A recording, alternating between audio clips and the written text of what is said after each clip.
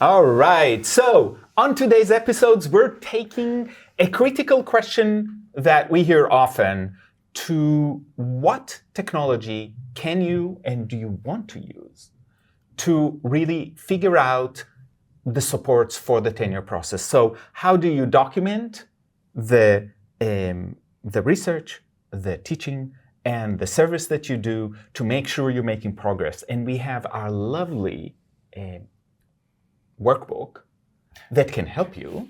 Yes, which if you haven't downloaded yet, go download it.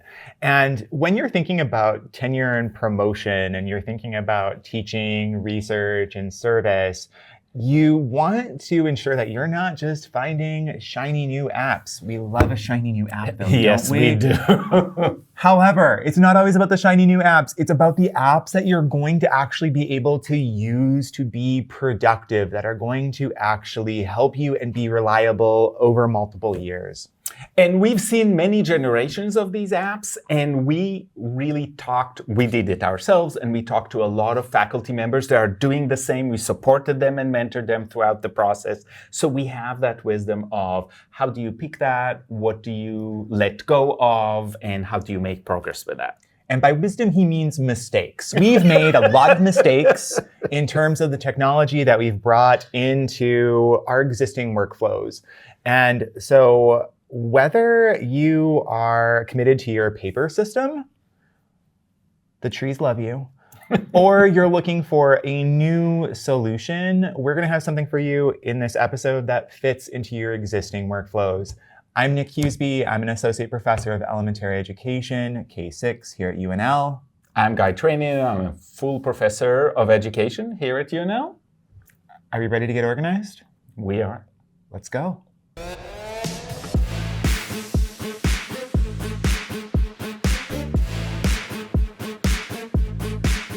Okay, back into it. So, what digital tools do you use as you think about tracking your progress and being able to report on it easily? Well, so for me, I want to take a step back and I want to think about what are the kinds of work that I'm being asked to do. Mm-hmm. So if we're thinking about our job as professors, whether we're associates or assistants, we're thinking through those areas of teaching, research, and service. And it's important that we align our tools with the work that we're doing in each of those spaces, right? So research is probably the easier space to begin because there's some pretty clear things to be talking about, right? So I always talk to grad students a lot about citation management systems. And there's a ton out there. And man, have I gone through them. And I'm still doing it out of a list that I created myself. Oh, you know, that just made my heart die a little bit. Yes, I do know that. So here's Guy. Yes. And audience. Here's why you need a citation management system. And I do. And you do. Yeah. So here's why you need a citation management system. Because when you're writing, or let's step back. Let's just move back for a second. When you're reading, because reading feeds your writing, you're going to have annotations. You're going to have notes. You're going to have insights. You're going to have epiphanies. Yes. Hopefully. Yeah. That come out of reading those materials. And you want a space to capture them so that when you go to leverage those epiphanies in your writing, they're available. They're somewhere. They're captured somewhere. And a citation management system, a citation management software, a good one, is going to allow you to digitally annotate that PDF of that article or that ebook, whatever it is, make your notes in some fields and then upload it into your citation management database. Now, the cool thing here is when you then go to write that paper, you use that citation management software to structure your citations, and then it creates your bibliography for you as you go. So you're not having to deal with like the list. Yes. And so what's nice about that is you then have this massive database of things that you're continually adding to, and it just makes your writing process easier. You don't have to keep going back to your citation list. Or frantically searching for references online. This is a bad idea. Because how many times have you, I know I have suffered from this, I go to submit a paper. Yeah. Takes me an hour to remember what my sign-in credentials are for that journal. And then I go, oh, I don't have a citations page. Yeah. And then I spend 4 hours, I used to do this in grad school, actually, spent way too long trying to construct my citations page. And so this can be a long-term time saver because you build it and then it's available to you and you keep updating it as you go. So when you're looking at that software, because this is one example of a piece of software, there are lots of other ways to support research. But when you're choosing which one, what are the things you're thinking about? So I'm thinking about my own workflow. Yeah. And your workflow might be different from my workflow, and you want to pick a tool that's going to work for you. So I want something that's going to host across multiple devices. I want to be able to access PDFs on my iPad. Yeah. I want the PDFs that are on my iPad to be uploaded to my computer on the web. So that ability to store in multiple places, that ability to integrate becomes really, really important. For me, I need it to, I use Google Docs when I write because I collaborate a lot versus like, I'm sorry, Microsoft, but collaborative Word, oof. Not where we want to be right now. Oh, not where I want to be ever, ever. But I use Google Drive a lot to collaborate, so I need something that integrates with Google Drive. And so right now I'm using EndNote. I started with EndNote as a grad student because I kept taking so much time to pull together citations, and Carolyn Wolvend was like, why are you doing that? And I was like, what else should I do? And she was like, EndNote. And so I've done EndNote, I've done Papers, I've done PaperPile, I haven't done Mendeley, and then now I'm back to EndNote again. Okay. And it's, so you can switch systems if a tool changes, as sometimes they do. Or disappears. That's also a thing. And you can switch them normally. There's going to be a little bit of pain, but it's minimally painful.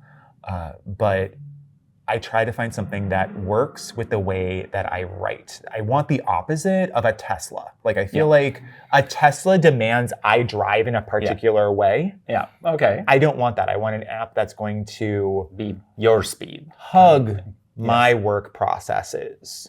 Right? The speedometer is not on a screen facing forward in the middle of the dashboard. I don't want that. Right? So I want a citation management software that's going to hug my processes, but I have to be aware of what my process is. So, yes.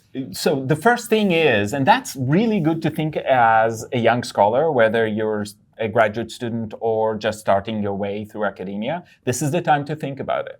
Because you don't want to wait like I have and now having to backfill. I'm going to revise this. Yes. The time to start is now. Yes. Now. Yes. It's going to be painful. And At the beginning. At the beginning. And you're going to feel like, oh, this would be faster if I did it this other way because you've done it so long. Yes. But in the long term, it is going to save you more time. It's going to make your life more efficient. And it's one of the best gifts that you can give yourself is the additional time that you will fill with not having a hobby. But this is the other thing to notice, and that is, this is where you might experience time sink. So time sink in the beginning is perfectly fine, but if the system keeps taking a tremendous amount of your time, it's probably the wrong system. Yes. And at some point, like, give yourself a good... I like to give myself 2 solid months of trying a new system regularly. EndNote had a really high learning curve this next time from when I first started using it 12 years ago. About 2 months in, I felt like I knew where everything was and how it was working, but I did have to invest a lot of time. But we're in a much better space now. We've gone to couples therapy. We've worked it out. We understand our roles. Things are fine. So that's one. You do want to make sure, we always go back to it. It's so basic. It's really sad to remind people, but you do have to back up your information And whatever files you have, you don't just want to have on your device and that's it. You've got to make sure you've got a cloud backup and probably a hard drive backup as a secondary source just to make sure you're safe. I'd flip that. Always have a hard drive backup. Because what do you do? Like, it's fine to have it in the cloud, but what do you do on a clear day? Literally, what do you do? Yeah. There's no cloud. Yeah. There's no cloud. And it happens every once in a while. And so invest in a nice UBC solid state drive. Yeah. And back up to that and have regular scheduled backups because stuff happens. And then have a cloud. Think about the cloud as your backup of your backup. Yes, and the cloud, I mean, there are two ways to do the cloud. And often what we have is we have the cloud as part of our job. So it belongs to the university, which means that if you decide one day to pack up and go, as we talked about in our previous episode, you will be cut off from that cloud. Oh, yeah. We have seen that multiple times with collaborators we worked with. They have left the university and suddenly the cloud is gone. Poof. And all of these files are somewhere, but nobody's got access. So having a backup drive solves that problem and gives you constant access without having to go, oh, wait, we were in the middle of research and now we're disconnected, help us. And sometimes they do and sometimes they don't. This solves that problem. So make sure you have a backup and then think about what other opportunities there are, because you talked a little bit about Google. Google has a Google Scholar, and you can create a profile. So there are lots of opportunities to create free profiles that give you visibility, but also keep all of your stuff. That's always a good idea. Yeah, and you want to be thinking about, whenever you're considering a new tool, think about what bells and whistles do you absolutely need? What are the features that you're actually going to use, and ignore all the rest of it, because it might be nice to have, but at the end of the day, you're going to want to use these tools very basically. Also, how do these software pieces get updated? So like EndNote gives you an update for free, and then the next one you have to pay for. So keeping those kinds of things in mind, because your technology is going to continue to age. You will remain forever youthful, but your technology will age. And your software is going to keep up with the newest technology, not the technology that you have. So keep that in mind. So, Nick, you've moved between institutions. So you've seen how it plays out as you move and as you enter new institutions. What are the biggest challenges to the move, and especially with technology in mind? I think the technology in mind, this brings me back to the summer where I was between Milwaukee and Nebraska. And this was less of a software issue. This is more of a hardware issue, because oftentimes your university will give you a laptop as part of your job, right? Your work computer that you're supposed to do work on. And I no longer had a work computer. I didn't have a computer because, I don't know, I was stupid. I had an iPad Pro. Yeah, which is not enough. It's great. Which is not enough. Not and it was enough. the It's not a first. computer. It was the first generation of the iPad Pro, and they were like, "Oh yeah, this can replace your computer." Dear viewer, it did not replace my computer. It has not replaced my computer. It's a good minimal production device, but the kinds of work that we were doing at that point was not sustainable on an iPad Pro. So there's that. Think through, if you're thinking about switching institutions, keep in mind technology. And even if you're moving into a new position, think through what are the ways that you're going to use your work computer, knowing that in terms of university regulations, they pretty much have access. They can ask for that computer at any time. So it's your computer, but it's not really your computer. It's not. And more than they can ask you for access, they can actually not ask you for access. Right. And look into it. Most of work computers right now have the ability for remote access for somebody from IT. If they need to recover something, usually in most institutions, they will ask you before they do it, but they don't actually have to. Right. And so you always want to be aware of that. And there's the notion of like, what is the purpose of this device? I think I would not go back to having just a work computer. For a while there, I was like, I'm just going to have a work computer because worky. And I now have a personal device that I do personal things. I also do some work things, but the majority of my work happens on my work computer, and personal stuff stays to my personal computer. So planning for that, because institutions are going to have different policies. Additionally, the software that's available from institution to institution is very different. So here, I had to pay for EndNote. Milwaukee, I wouldn't have had to have paid for EndNote.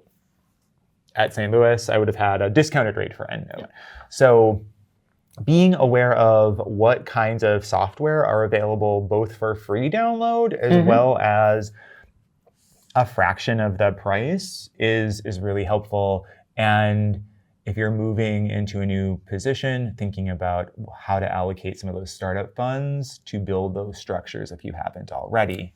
And also, when an institution gives you access to specific software, they also give you access to the support for that software. So it's not just that you're getting that software, you're getting the support. And so the IT department will support you with that. Whereas if it's something you buy on your own and they don't provide, they will also not provide the support. Right. So that creates, again, another impetus for maybe having your own device and definitely thinking, what is my institution giving me? Even if I have something like EndNote, if they're giving me something else that is easily transported and I can figure out maybe it's worth considering, maybe it's not. And if you're having multiple devices, keeping in mind that because of the back and forth that you'll have, am I on my personal device? Am I on my work device? What are the integration points? And we talked a little bit about that with the cloud. Yeah. And Google Drive does that for me in terms of if I want to work on an article, it's in Google Drive. I can access that from my work computer. Yeah. EndNote's on my work computer. It's also on my personal computer. And they all talk to each other. So thinking about what's your device management kind of plan is helpful as you're going into it, because not every institution is going to be the same. Yeah, they're definitely not going to be the They're same. not going to be the We same. do know that for a fact. And you have to also make decisions. So for example, our institutions have some analysis software for qualitative inquiry that they support. And I have tried to use it multiple times. And eventually I went back to something that I know, I trust, and I can operate effectively. And so I have actually made a different decision. So I looked repeatedly at what our institution offers and eventually went a different way. And I'm happy about this, but then you have to have resources, because then you got to pay for it and maintain it. There's not going to be that support. There's not going to be that training. So there's a decision-making tree about which one do I want to use. Behold the consequences of your actions, Yes. right? Like you can choose to engage in a software that's not endorsed by the institution, right? Like I use Transana a lot for qualitative work. And I don't know if David Woods sleeps, but you email that man a question about that software and he gets back to you like that. Yeah. It's ridiculous. I don't know if does he just live perpetually in his email? But what that's allowed me to do is, even though it's not a software that UNL supports, it's given me a lot of confidence in terms of I can grow with this software. This is another software I've been using since I was a little itty bitty grad student. And it's just been so nice to have his support throughout 12 years of that. But again, I've had to make sure that support's there because UNL doesn't provide it. And that's something you learn along the way. And that brings me back to the opportunity. If you are a grad student, this is the time to figure out some of these workflow things. Now is the time, guy. Now is Even the time. you. Even I can do that. But so many of us So many of us are using some things we've learned, some systems we've used in graduate school. So you use an analysis software. I've tried multiple qualitative analysis software, and I am back to where I started with Atlas TI because that has always worked for me. It made total sense to me, and it still does. And everything else I've tried that we have here just did not work as excitingly. And I've tried about 3 different packages, so it's not like I haven't. And I think this really comes back to you got to constantly be auditing, not constantly, but like once a year. Audit your system, audit your processes. What is it that you do? And be aware of them. And is there potentially some other software package out there that is going to be more helpful, more useful, and try it out? Because sometimes programs just don't grow with you. So I've used Transana ever since graduate school. It's grown with me. Yeah. We've been really good partners. EndNote didn't support Google Drive when it first came out, and I used Google Drive a lot. And that's one of the reasons why I left it, and now I'm back to it because it supports Google Drive again. So there's no you don't have to dance with the one you came with. Yeah. But make smart decisions, because you can fall into a productive procrastination. These tools are meant to keep you productive. Trying out all of the new apps, that feels like productivity, but it's not actually. You always want to be thinking about, how does this help me get something done more efficiently? That's the role of tech. And you need to try it, and you need to give it time. For example, right now I'm trying the Microsoft project management piece of software. Right now, it's not going that great, but I'm giving it a serious try, seeing, is this really helping my projects? Because I'm managing quite a few projects right now, and sometimes it feels unwieldy. So having a way to organize them made a lot of sense to me at the time. I'm working with a graduate student. Together, we're trying to make it work. And at the same time, we put a timeline on it. We said, we're trying this for 2 months. If it's actually helping us, and there's a sense that we are benefiting from the timelines and everything it organizes, great. How much work is it taking? Is it sustainable? Is really, really important. That's the question. That's always the Because question. if I'm constantly spending 45 minutes, an hour a week on a piece of software is too much for me for management. If I'm working, it's fine. But if I am spending too much time going back to the one thing we want the software to give us back is time. If it's doing the opposite, it's time to let go. Well, and you have to think not necessarily long game, but if you want it to give you back time, it's the 20-80 rule, right? Yeah. 20% of effort is going to impact 80% of the effect, right? And if you put in the effort during that concentrated period of time, you'll have a good sense of whether or not it's going to do that. And what I love about what you just said is you have very clear metrics for how successful that technology is going to be within the work that you do.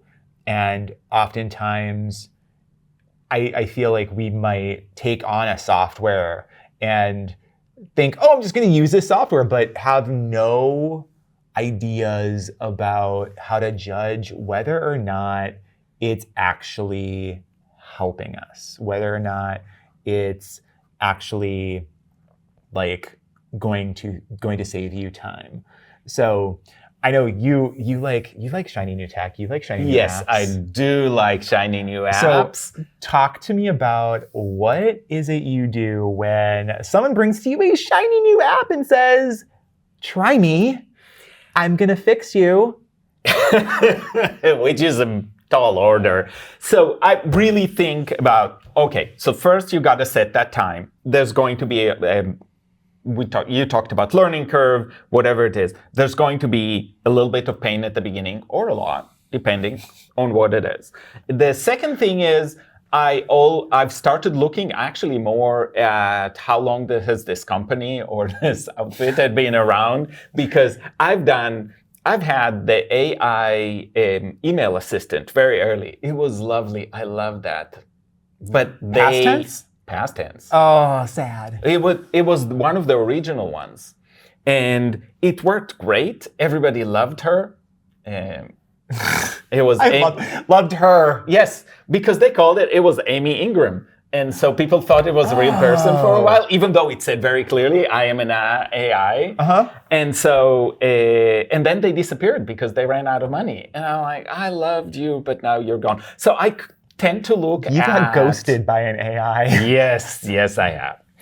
And so looking at what is the potential that this will stick in, that is, it's worth investing the time because they will be with me 6 months from now, is actually a really important thing. And the second thing is it transferable is really important to me early. That is, does it talk to other systems? You talked about if it doesn't work with Google Docs, do I really want it? Does it work in the case of an AI assistant? If it can't work with my email system, I'm out. This is not working for me. So really finding out those. And then on the benefit side, really be very concrete about how much time do I want to save?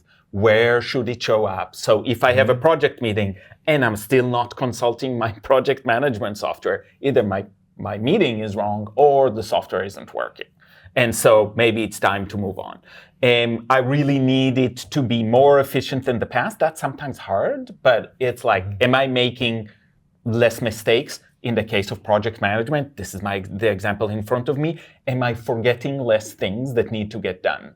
Is it really keeping me on my toes and making sure my projects actually move faster and more efficiently without panic moments? That's great. But if it's not doing that, am I doing anything? And of course, does it improve workflow? In my case, I measure that by reduced anxiety on projects. That is, I know it's a personal metric, but it is an important metric it's something that you can when give you're managing. Am I 1 to 5 today? Yes. Do I know what's happening? Do I know who's doing it? Yes. Do we have a check-in? Yeah. Can I just go into my software and find out exactly where we are? And if I do, this is great. If I still have to send an email, is the software really working? And I think we've touched on this a couple of times, but that notion of like trying the shiny new stuff out. Yeah.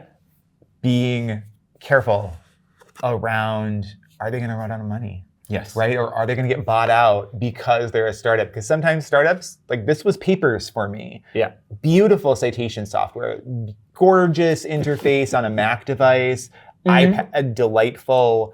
And then they got sold and changed everything about that software. And that's why I ended up leaving. Yeah.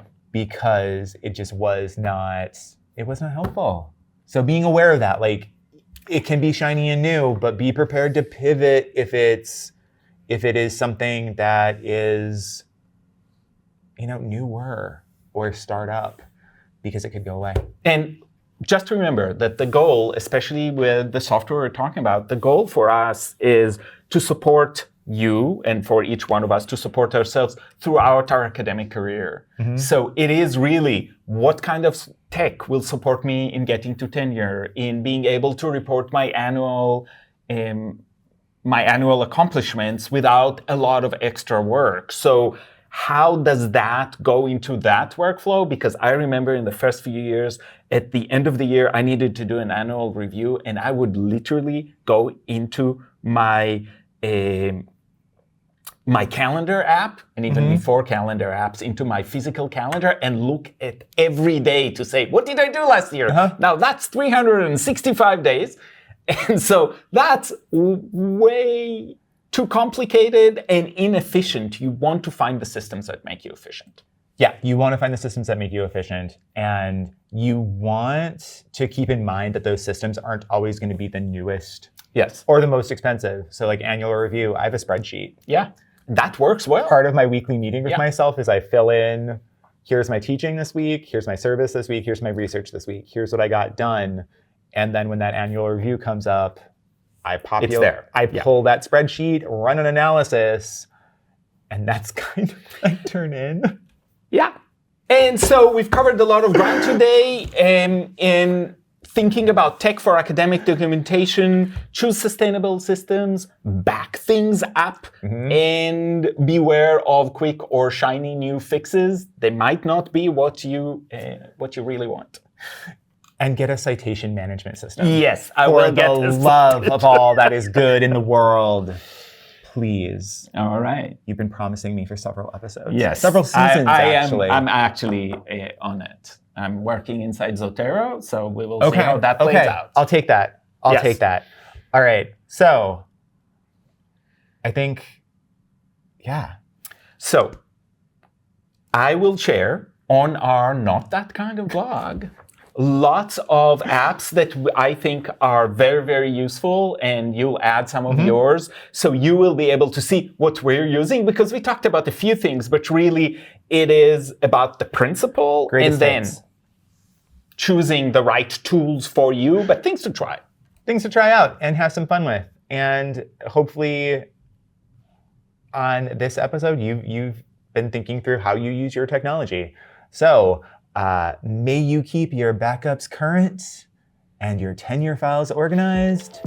And if you haven't done that yet, go download our workbook on the blog. See you next time. Or Not That Kind of Doctor.